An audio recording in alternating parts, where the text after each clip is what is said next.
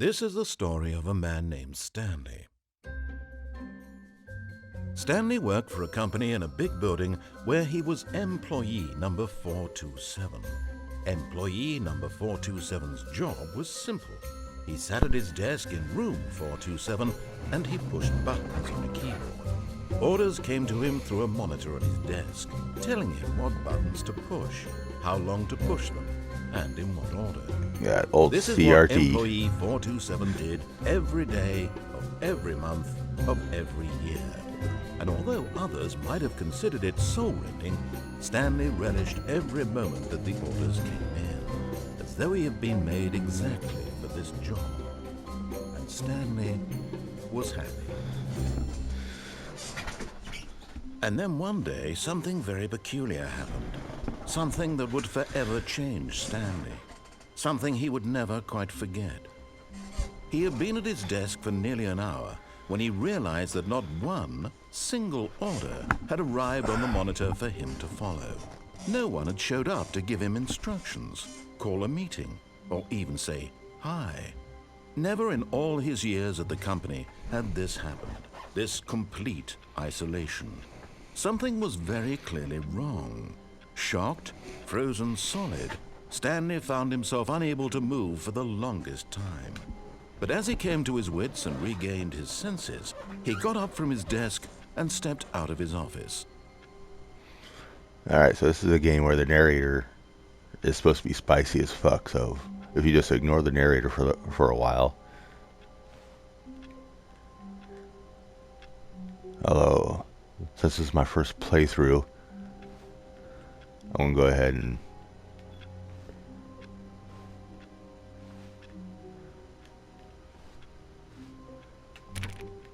okay, so it's the X button.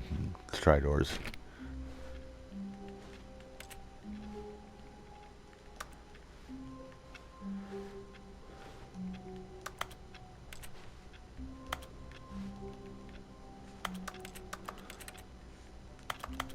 Yeah. At least I assume that the X button is the action button. All of his co-workers were gone. What could it mean? Stanley decided to go to the meeting room. Perhaps he had simply missed a memo.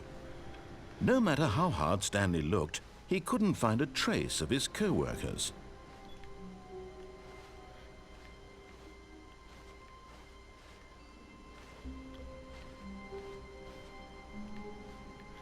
Smash a window and jump through it. Nope. Okay. Guess we'll keep going down the linear path. I hate Mondays. Eh.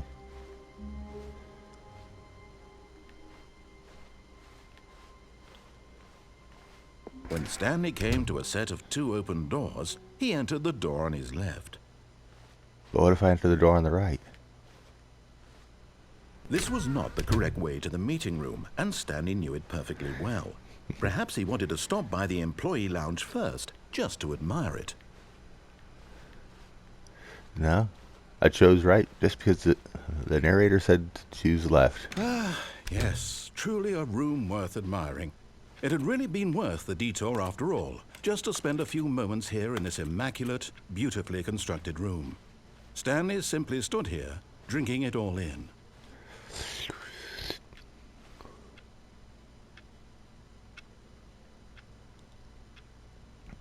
Yes, really, really worth it being here in the room. A room so utterly captivating that, but eager to get back to business, Stanley took the first open door on his left. But what if I don't?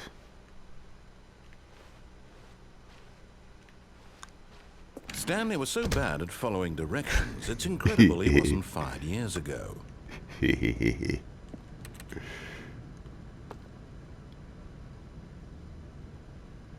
Do not lie. If you are lying, stop right now.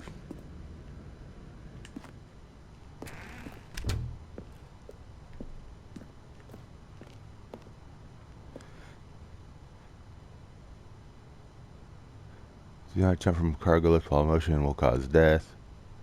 Penalty for jumping off cargo lift, $5,000. Wait a second. But if you die, I don't have to pay.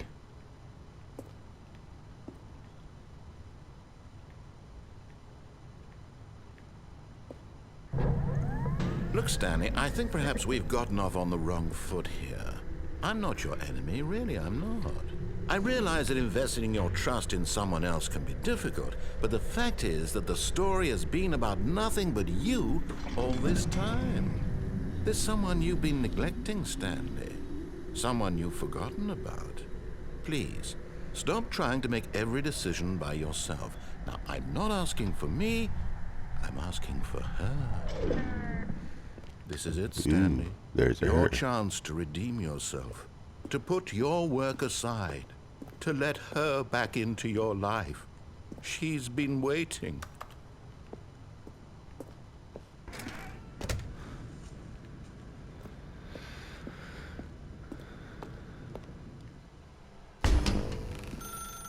That's her, Stanley. You need to be the one to do this, to reach out to her.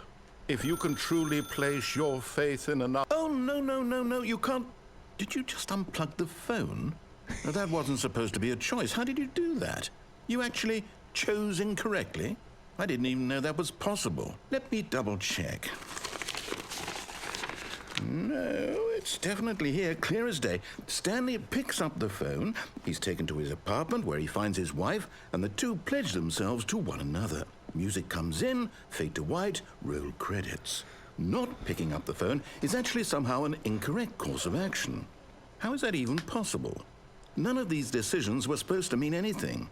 I don't understand. How on earth are you making meaningful choices? What did you... Wait a second. Did I just see... No, that's not possible. I can't believe it. How had I not noticed it sooner? You're not Stanley. You're a real person. I can't believe I was so mistaken. This is why you've been able to make correct and incorrect choices. And to think I've been letting you run around in this game for so long. If you'd made any more wrong choices, you might have negated it entirely. It's as though you completely ignored even the most basic safety protocol for real-world decision-making. Or did you not grasp the severity of the situation? Well, I won't have that kind of risk on my watch. I'm going to stop the game for a moment so we can educate you properly on safe decision-making in the real world. Please observe this helpful instructional video. Choice.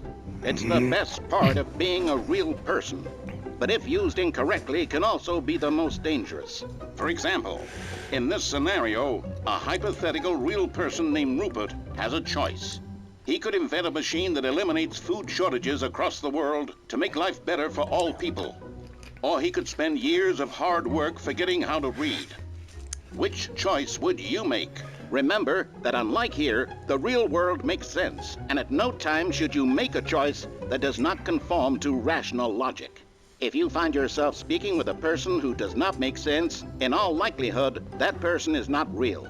Allow the person to finish their thought, then provide an excuse why you cannot continue talking. Turn to a partner and practice saying, "My goodness, is it 4:30? I'm supposed to be having a back, sack, and crack." Excellent. Making choices on a regular basis is the best part to a healthy decision-making process. Most medical professionals recommend making at least 8 choices per day. Do you make more than 8? Less? And finally, if you begin to wonder if your choices are actually meaningful and whether you'll ever make a significant contribution to the world, just The answer remember is no. that in the vast infiniteness of space, your thoughts and problems are materially insignificant, and the feeling should subside. At this time, your instructor will guide you in an exercise to test and reinforce the material covered in this video. Ah, welcome back. You may have noticed that this room has begun to deteriorate as a result of narrative contradiction. But not to worry. Now that you're properly informed on good decision-making, we're going to revisit a choice you made just a few minutes ago and see what the correct thing to do would have been. This way, please.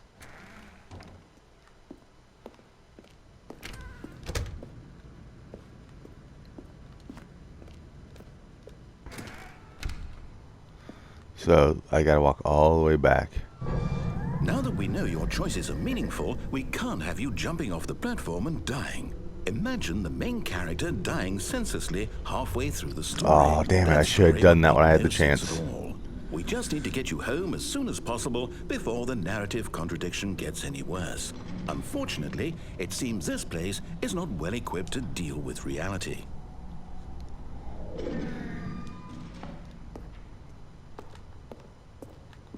No ability to run. Okay, that's kind of annoying.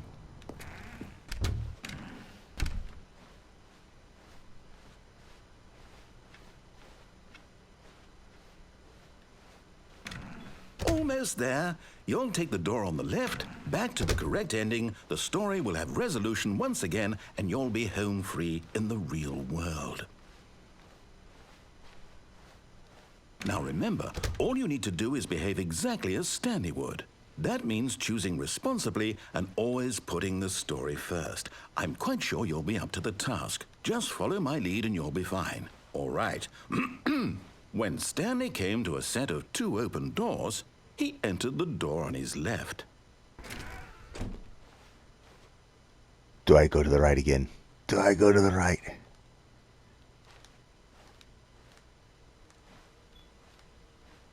Really? No! Why did you do that? Quickly, hurry back in the other direction. Perhaps we're not too late. Oh wow, it's completely sealed off. I can't do anything over here anyway.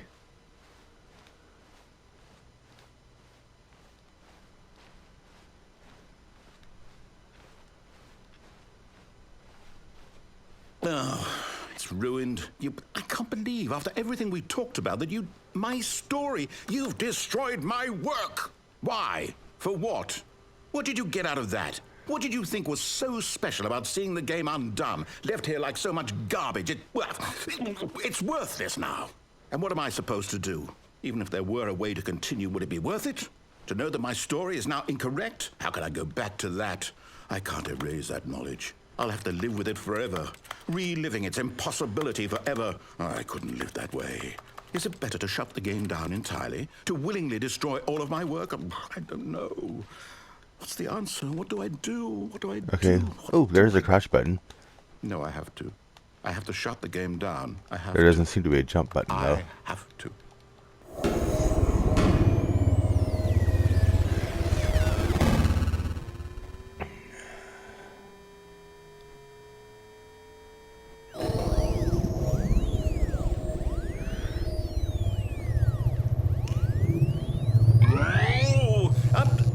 I'm here. I'm still here. Here in this pile of rubbish. With you. You. Who thought you were so clever. Now look where we are. My entire game is destroyed. It was the only thing in the world that was mine, and you've run it into the ground. What, did you think that would be funny? Yeah. You just had to see? Yep. Didn't I impress upon you how important it was to be like Stanley?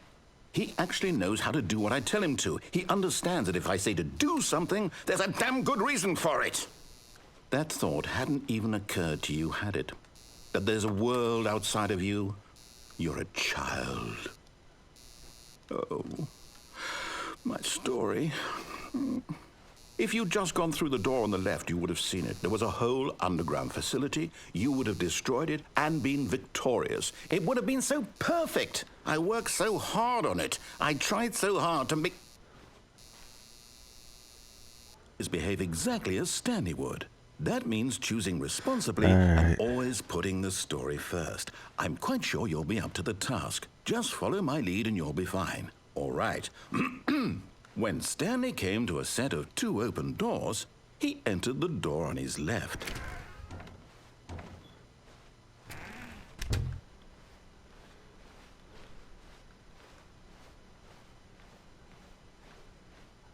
Yet there was not a single person here either. Feeling a wave of disbelief, Stanley decided to go up to his boss's office, hoping he might find an answer there. Synergize core value expenditures.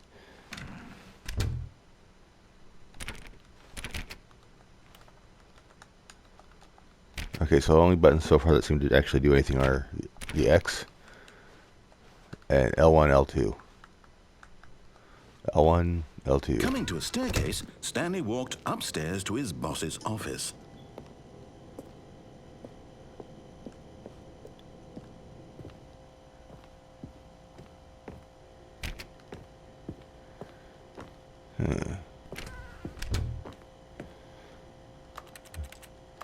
Do a little espionage here. Oh, okay. Stepping inside his manager's office, Stanley was once again stunned to discover not an indication of any human life.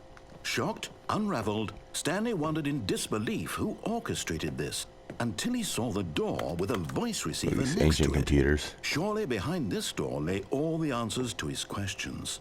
And beyond all probability, he knew the passcode. He had seen it on his boss's computer just last week. Night Shark 115. Was this the code to open the door? Would it still work? There was only one way to find out. Stanley had been trained never to speak up, but now he would draw from within himself the courage to face the unknown. He drew a sharp breath and then spoke the code. The code. Night Shark 115. Night Shark 115. Stanley spoke the code. Night Shark 115. He spoke it into the receiver, right there on the wall. I'm speaking it into the receiver. Night Shark 115. I'm sorry, is there a problem? You didn't Apparently, miss it, did you? Night Shark Please 115. speak the code into the receiver. Otherwise, we can't get on with the story. This is a crucial step. I'm trying. Night Shark 115. Okay, fine. You're not going to do it. But you know what? It's pretty humiliating to bring you this far, only for you to suddenly decide you have better things to do. I asked you for this one single thing, for your respect. The kind of respect Stanley Night Shark shows for his 115. choices. He knows what it means to take a story seriously. If you didn't want to see what I had to show you, then why did you come here? You had a choice, you know. You could have gone through the door on the right. You could have done whatever the hell you wanted over there. Why did you come this way? Speak. Say something to me. Explain yourself, you coward. You... When Stanley came to a set of two open doors, he entered the door on his left. Weird. Stanley? Hello? Are you... Is everything okay? Stanley, please. I need you to make a choice. The I need end. to walk through the door. Are you listening to me? Can you hear me? Is everything all right? Oh, that was interesting. Stanley, this is important.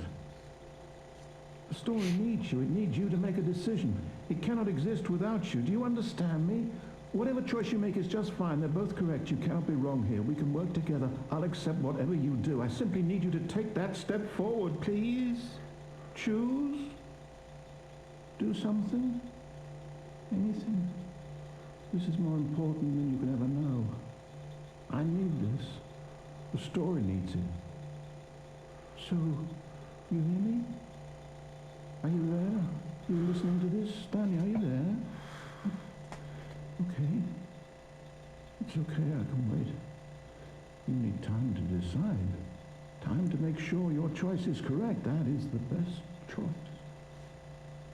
That's all right. I'll wait for you to decide what's the right thing to do. Take as much time as you need. You can't jump. Trophy earned. Get your first trophy.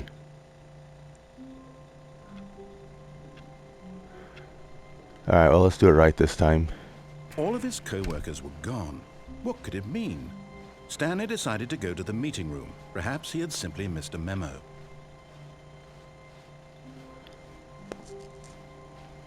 When Stanley came to a set of two open doors, he entered the door on his left.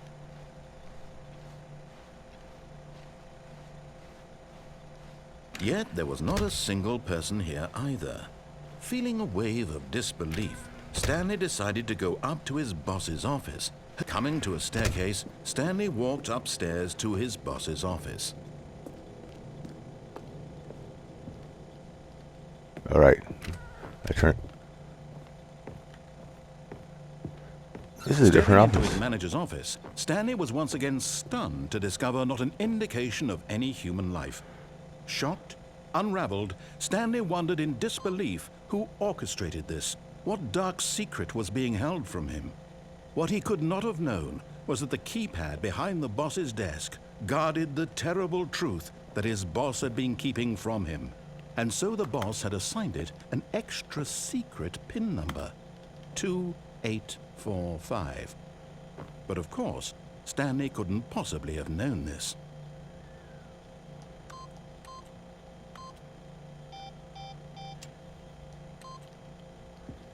That's 2845, right? Stanley just sat around, yet incredibly, by simply pushing random buttons on the keypad, Stanley happened to input the correct code by sheer luck. Amazing. He stepped into the newly opened passageway.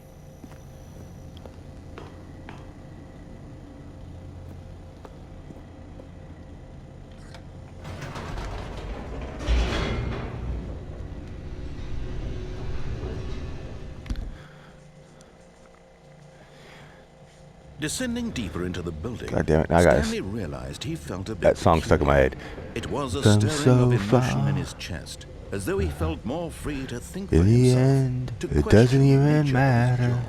Why did he feel this now, when for years it had never occurred to him? This question would not go unanswered for long. Stanley walked straight ahead through the large door that read Mind Control Facility. Although this, but of course, Stanley thought better of it and realized he simply had too much to live for. Yeah, fuck it.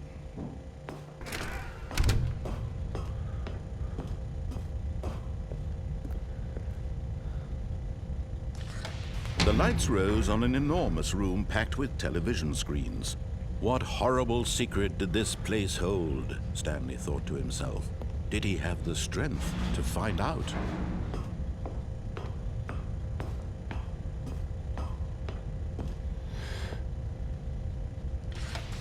Now the monitors jumped to life, their true nature revealed. Each bore the number of an employee in the building, Stanley's co-workers. The lives of so many individuals reduced to images on a screen, and Stanley, one of them, eternally monitored in this place where freedom meant nothing.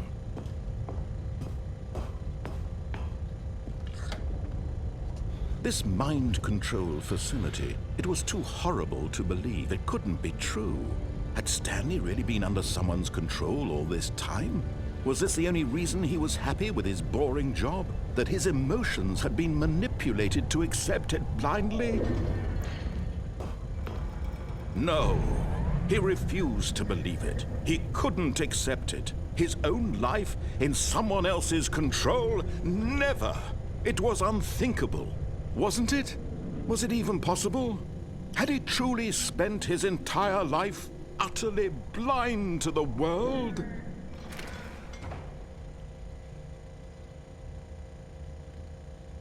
But here was the proof, the heart of the operation. Controls labeled with emotions, happy or sad or content, walking, eating, working, all of it monitored and commanded from this very place. And as the cold reality of his past began to sink in, Stanley decided that this machinery would never again exert its terrible power over another human life. For he would dismantle the controls once and for all.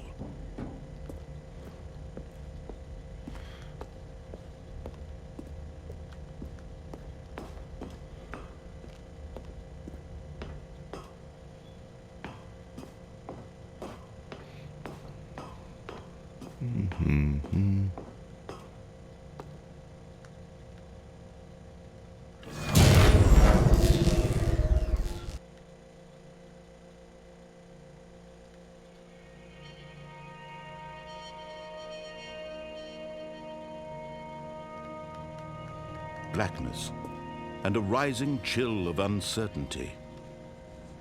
Was it over? Yes! He had won!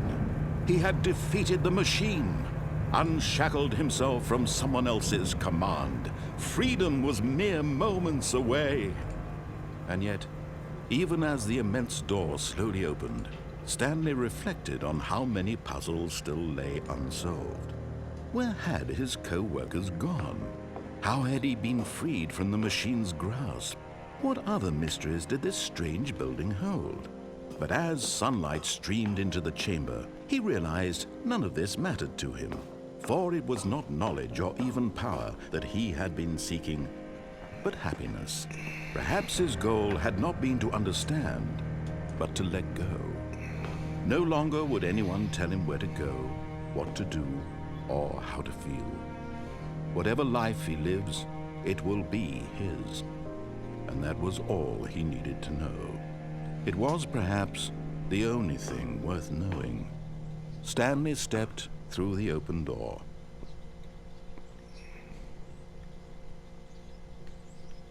Stanley felt the cool breeze upon his skin. Oh, I wanted to go to the left. Liberation. Look through the building. Immense possibility of the new path before him. This was exactly the way, right now, that things were meant to happen. And Stanley was happy. Nah, that's some mind control shit right there. Beat the game.